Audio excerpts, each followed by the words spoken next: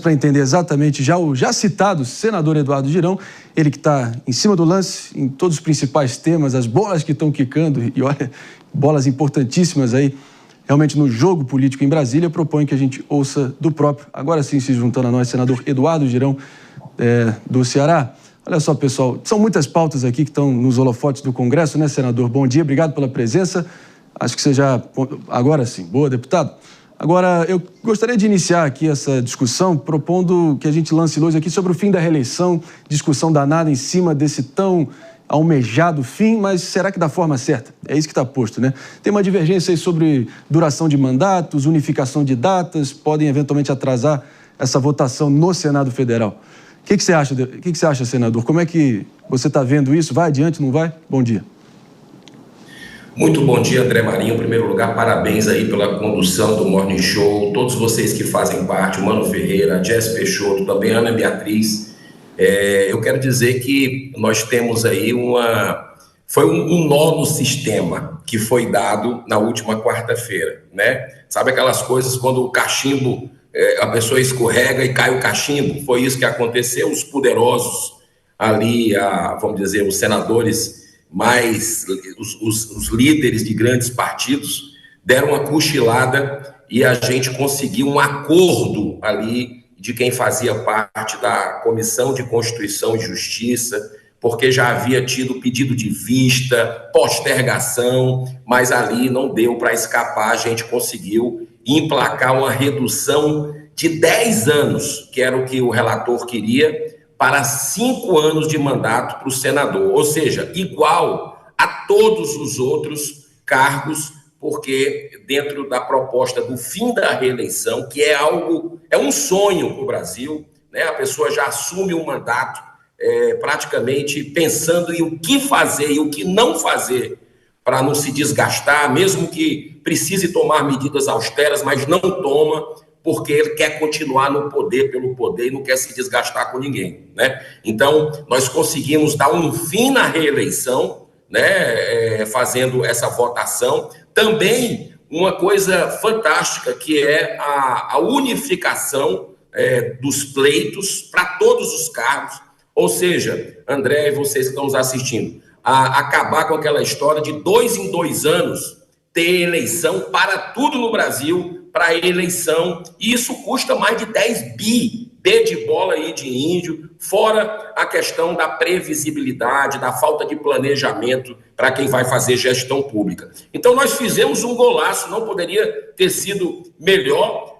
Eles perceberam que iam perder no voto, até pela proximidade das eleições de 2026, não queriam botar digital para deixar 10 anos, né, como era a proposta inicial, e a gente conseguiu ali reverter, e o sistema já começou a reagir, viu, André? Posso te dizer de primeira mão que o sistema já começou a reagir na reunião de líderes. No dia seguinte já foi aquele bafafá, mas aí a gente colocou, não, é a maioria que decide. Coloca no plenário, né, o presidente Davi Alcolumbre parece que vai empurrar mais um tempo, parece não, irá empurrar, porque isso desagradou a grandes caciques, né, políticos, mas eles vão ter que colocar a digital para o Brasil todo, que já está com uma mão na taça, que é o fim da reeleição, um calendário único para os pleitos e também a redução de mandato do senador de 10 para 5 anos. E eu vou te falar, ainda é muito, viu? Porque a falta de alternância de poder é um grande problema da democracia. 8 anos de mandato para o Senado, eu estou no meu 6º ano e meio,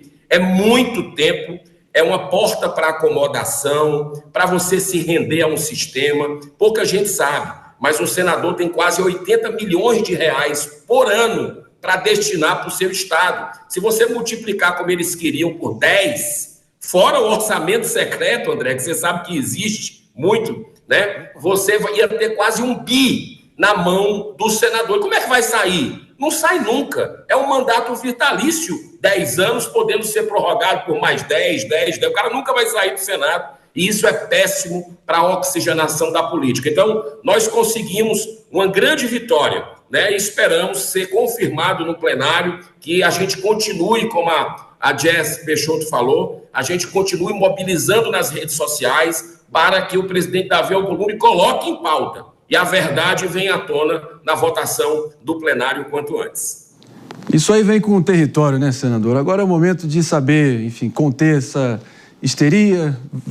A gente pode, com certeza, esperar, como você já vem se deparando com esse esperneamento, enfim. E agora essa obstrução, enfim, o pessoal protelando, mas não pode perder o foco aí na missão. Eu vou aqui com o Mano Ferreira, principalmente agora, para entender os seus esforços empreendidos na direção de trazer, enfim, respostas na CBF, que nessa altura do campeonato deveria mudar o nome da sigla para Confusão Brasileira de Futebol, porque, pelo amor de Deus, essa CBF está uma coisa. Vamos entender o que está acontecendo de fato com o Mano Ferreira. Vamos lá. Pois é, senador. Bom dia, em primeiro lugar. Muito obrigado por estar aqui. Muita gente não sabe que o senhor, antes de se tornar senador, foi presidente do Fortaleza, né? Que hoje vive a sua melhor fase, liderando os clubes nordestinos numa direção de boa gestão. Inclusive, espero que o meu Esporte Recife se inspire no que o Fortaleza fez. Mas eu queria pedir para o senhor falar sobre a situação da CPI da CBF, porque a gente tem visto uma confusão, um patrimonialismo, uma mistura entre uma instituição que deveria ser privada e altas autoridades da República. Eu queria que o senhor falasse sobre isso e qual a importância de avançar com a CPI da CBF. Mano, em primeiro lugar, nós somos leões, né? Você leão da ilha, eu leão do PC. O Fortaleza não está nessa fase que você está colocando boa, não. Já teve. Na Libertadores, nos últimos anos, senador, queria eu.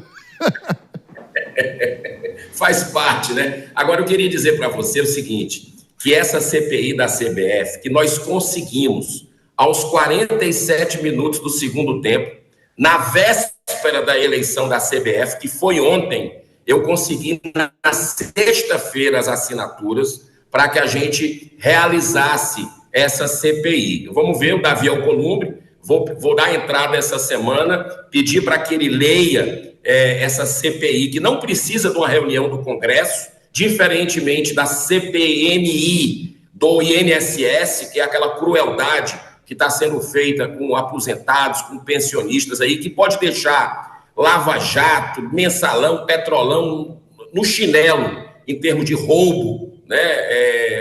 Como a gente diz no Nordeste, medonho. A CPI da CBF, ela não precisa ir para o Congresso Nacional.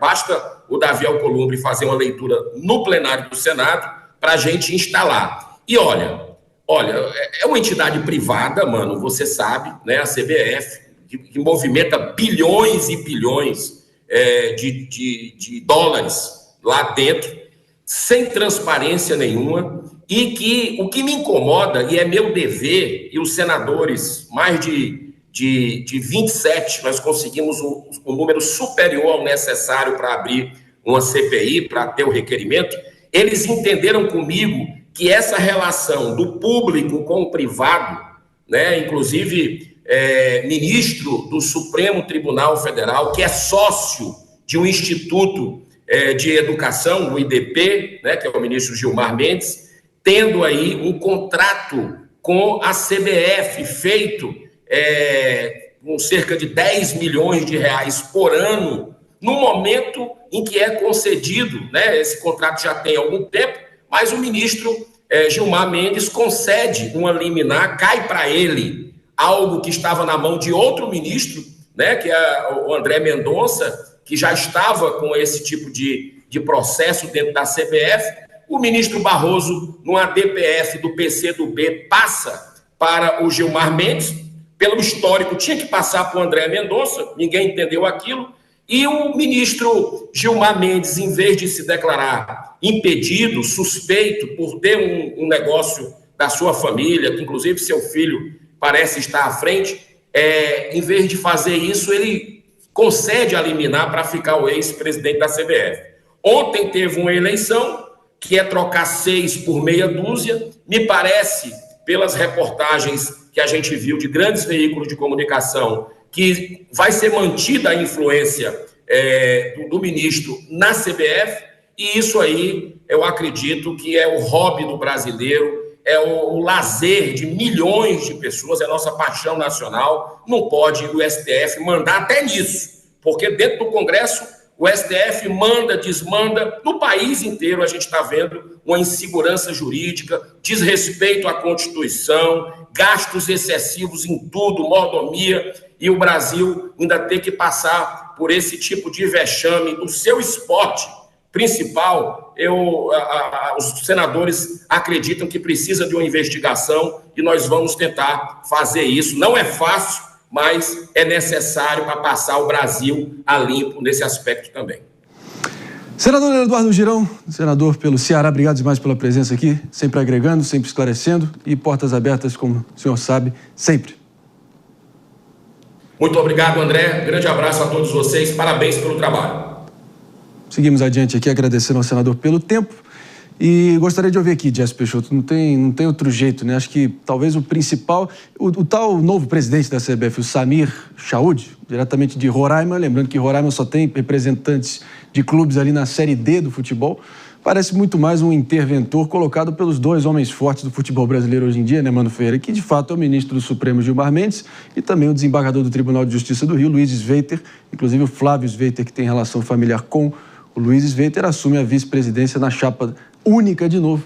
Impressionante que essa democracia, enfim, unilateral aí que está reinando na CBF, agora colocando o Samir Chaud, um médico de formação, com também algumas acusações de improbidade administrativa no Lombo no passado, lá em Roraima. Não, enfim, será que dá para se animar? Outro sobrenome muito conhecido que está envolvido nessa história é o Fernando Sarney, que é, como sobrenome, já sugere, filho do ex-presidente José Sarney, também é um dos principais dirigentes da CBF, e essa articulação toda foi muito rápida. Você sabe que o Edinaldo tinha sido eleito presidente da CBF por unanimidade, e aí, de repente, no mesmo dia em que ele é afastado por uma decisão judicial, você já tem um conjunto muito grande de presidentes de federação lançando apoio para ele e, naturalmente, isso acabou conduzindo para uma eleição de chapa única. É muito difícil ter uma mudança de poder na CBF. Um ponto que chama atenção no discurso do Chaud, que, além de tudo, ele era filho do presidente que está há mais de décadas no comando da Federação de Roraima. Ele iria assumir a Federação de Roraima, acabou assumindo a CBF. Então, ele vem com uma imagem jovem, porque ele tem 40 anos, quando você compara com a média dos cartolas brasileiros. Isso significa que ele é jovem e com um discurso que pareceu afinado com o que vem falando a presidente do Palmeiras. Olha só. Leila Pinheiro. Leila Pereira. Leila Pinheiro é a cantora, né? Repare bem. Leila Pereira, perdão. E falando, por exemplo, em redução de datas dos campeonatos estaduais, o que é um pleito muito antigo dos clubes, falando em fair play financeiro. Só que teve um detalhe. Recentemente ele participou de um podcast, foi perguntado sobre fair play financeiro. Não fazia a menor ideia do que se tratava. Né? Exatamente. Menor ideia. Bom, ele está estudando. O presidente da CBF não faz ideia do que é fair play financeiro. Ali se embananou, usando umas palavras difíceis para criar um verniz ali intelectual, mas só sabonetou e ficou... Enfim, mostrou ali a limitação óbvia, flagrante. Enfim, parece muito mais um interventor, um preposto, algum tapa-buraco, né? Uma invenção ali dos cartolas. Agora, sinceramente, aqui para finalizar e seguir adiante, pessoal, só nos resta a esperança, né, Aninha, de que Dom Carleto Ancelotti possa blindar a seleção e não se confundir de não confundir, só um segundo, minha diretora, obrigado, e de não confundir realmente a capacidade dos cartolas realmente exercerem essa influência desmedida que vem exercendo no futebol. Pois é, e André, eu acho que tem uma questão que é a seguinte, né? A gente não precisa entender profundamente como funciona a CBF, mas a maioria dos brasileiros sempre foi apaixonada por futebol. Recentemente, a gente teve uma tentativa do próprio Ronaldo Fenômeno de se candidatar, e a partir do momento em que ele foi tentar fazer uma articulação com as federações, ele foi completamente tolhido. Eu tenho certeza que que se fosse uma eleição direta, que a gente tivesse que ir à urna como um brasileiro, votar em quem você gostaria que fosse o presidente da CBF, certamente o Ronaldo teria sido eleito com larga folga. Então, assim, eu acho que cabe a nós, como sociedade, tentar entender como a gente pode modificar este processo de escolha e este processo pseudo-democrático da CBF, porque, a meu ver, você vai me desculpar, chapa única não é democracia. Né? Então, como a gente, como sociedade, aí, o legislativo, pode fazer para a gente ter maior transparência e eleições mais justas para a CBF? Porque é um consenso também da nossa nação que ninguém está contente com os resultados da nossa seleção. Então, algo tem que mudar também em quem é responsável por organizá-la e por presidi-la. É isso aí. Vamos seguir adiante aqui com o Morning Show. Vários outros temas quentes, urgentes, para você ficar bem informado e bem entretido. Nessa segunda-feira a gente segue adiante, pessoal.